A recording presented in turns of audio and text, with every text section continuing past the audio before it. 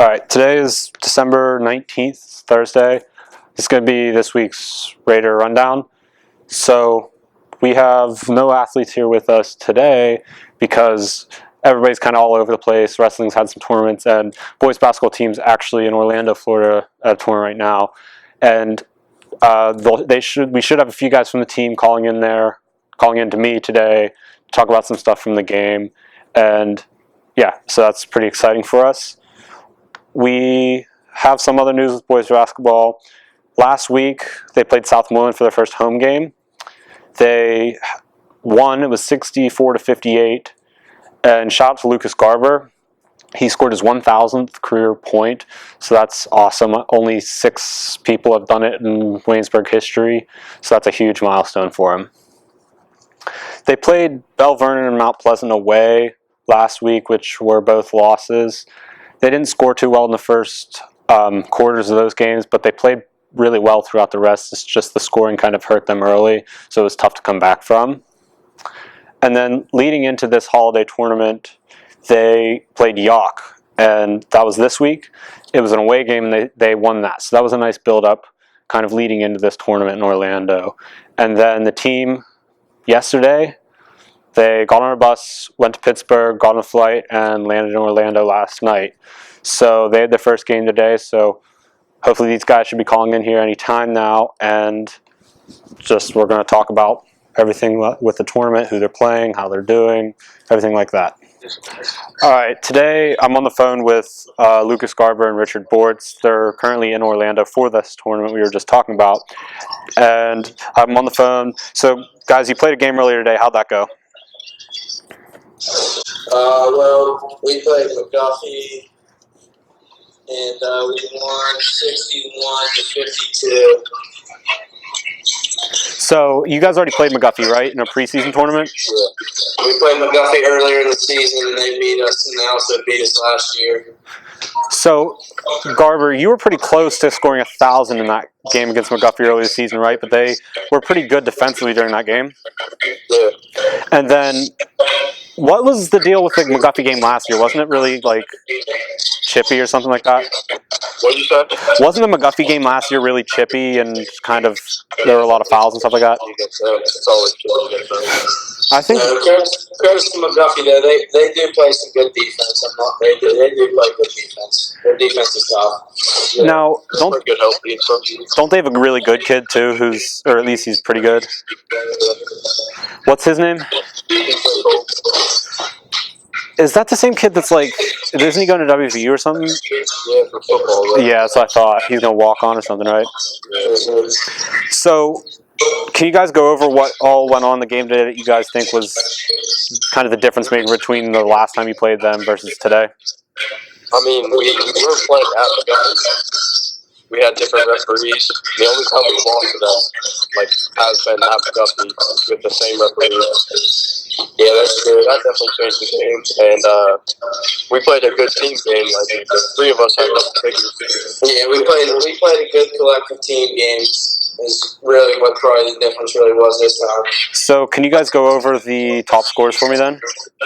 Yeah, Bortz had 16. Chris had 16, and I had 14. Nice. So, what was the final score then? What was it, Rich? 51-62. Solid. That's good to hear. So, you guys are playing two more games, right? One tomorrow, one Saturday? Yeah, we got 2 more games. So, who do you guys play in those?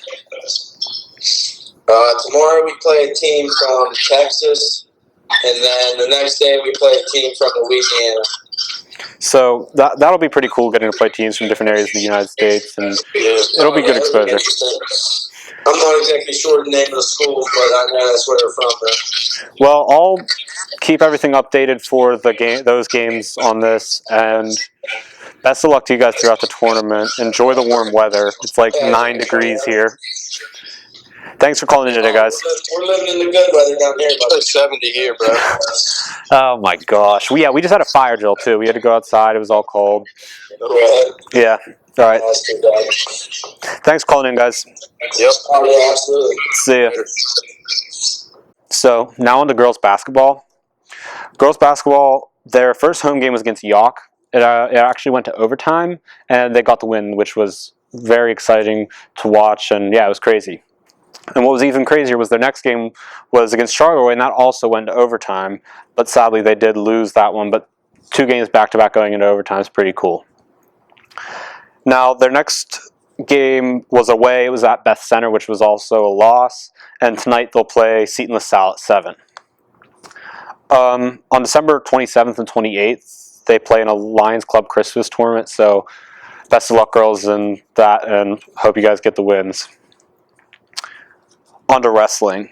Wrestling, their first home match was really fun to watch. They played the number 1 AA team in the state, and our team is ranked number 1 for AAA. And they ended up beating Burrell 40-22. It was a great match, and there were a lot of great performances there. And then that same week, they played at Montour, and they also won that there, 51-28. And for that week, Nate Stevenson was named the greensports.net McCracken Pharmacy Athlete of the Week. So they then went to the Ironman tournament. That started on December 13th. So that was this Friday and Saturday. There are a few really solid performances there individually. We had Mac Church. It was a 100-team tournament. Let's start with that. But he was at 106 pounds. He ended up getting runner-up in the tournament for his weight, so that's great. Shout out to Mac for that. At the 160-pound weight, Luca Augustine took 4th. At 126 pounds, Rocco Welsh took 5th.